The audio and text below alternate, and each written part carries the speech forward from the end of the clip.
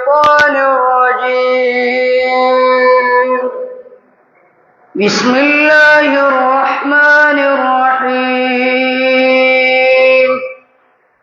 ومن أهل الكتاب من إن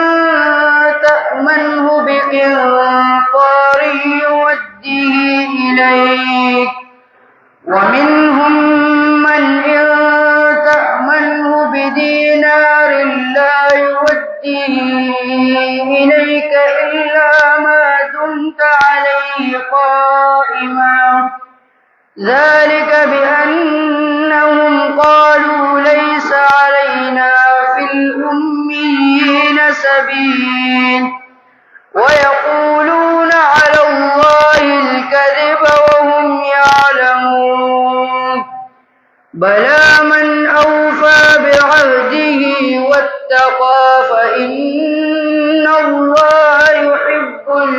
المتقين إن الذين يشترون بعهد الله وأيمانهم ثمنا قليلا أولئك لا خلاق لهم في الآخرة ولا يكلمهم الله ولا ينظر إليهم يوم القيامة ولا يزكيهم ولهم عذاب أليم وإن منهم لفريقا يلوون ألسنتهم بالكتاب لتحسبوه من الكتاب وما هو من الكتاب ويقولون هو من عند الله وما هو من عند الله ويقولون على الله الكذب وهم يعلمون ما كان لبشر أن يؤتيه الله الكتاب والحكم والنبوة ثم يقول للناس كونوا عبادا لي من دون الله ولكن كونوا ربانيين بما كنتم تعلمون الكتاب وبما كنتم تدرسون ولا يأمركم أن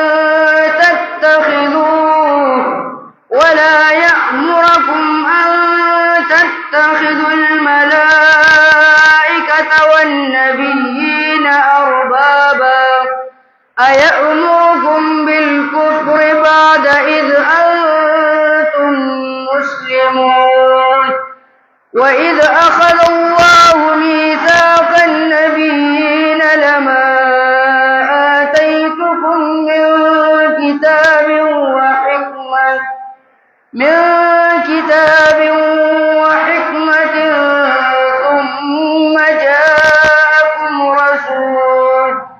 ثم جاءكم رسول مصدق لما معكم لتؤمنن به ولتنصرنه قال أأقررتم وأخذتم على ذلكم إصري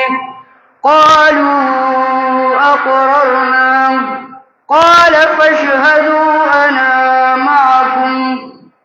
قال فاشهدوا وأنا معكم من الشاهدين فمن تولى بعد ذلك فأولئك هم الفاسقون أفغير دين الله يبغون وله أسلم من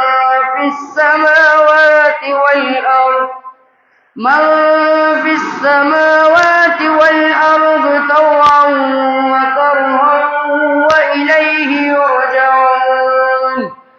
قل آمنا بالله وما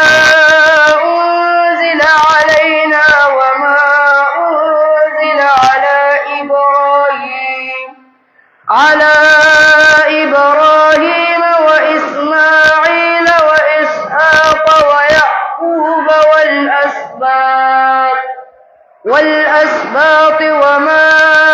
أوتي موسى وعيسى والنبيون من ربهم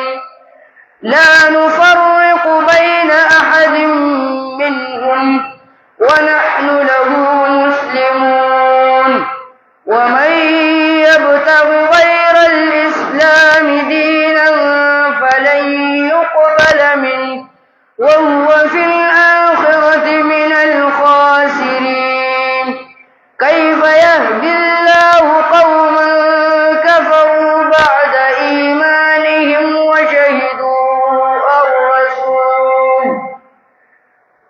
يهدي الله قوما كفروا بعد إيمانهم وشهدوا أن الرسول حق وجاءهم البينات والله لا يهدي القوم الظالمين أولئك جزاؤهم أن عليهم لعنة الله والملائكة والناس أجمعين خالدين فيها لا يخفف عنهم العذاب ولا هم ينظرون إلا الذين تابوا من بعد ذلك وأصلحوا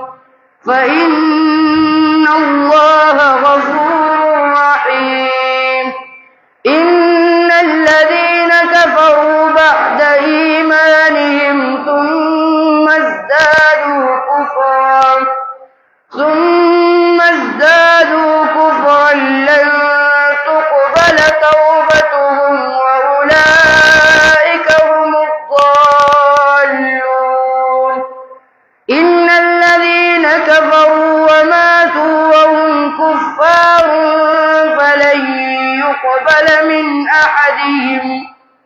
فلن يقبل من أحدهم ملء الأرض ذهبا ولو افتدى به أولئك لهم عذاب أليم وما لهم من ناصرين لن تنالوا البر حتى تنفقوا مما تحبون وما تنفقوا من شيء فإن الله به عليم كل الطعام كان حلا لبني إسرائيل إلا ما حرم إسرائيل على نفسه من قبل أن تنزل التوراة قل فأتوا بالتوراة فاتلوها إن كنتم صادقين فمن افترى على الله الكذب من بعد ذلك فأولئك هم الظالمون قل صدق الله فاتبعوا ملة إبراهيم حنيفا وما كان من المشركين إن أول بيت وضع للناس للذي ببكة مباركا وهدى للعالمين فيه آيات بينات مقام إبراهيم ومن دخله كان آمنا ولله على الناس حج البيت من استطاع إليه سبيلا ومن كفر فإن الله غني عن العالمين قل يا أهل الكتاب لم تكفرون بآيات الله والله شهيد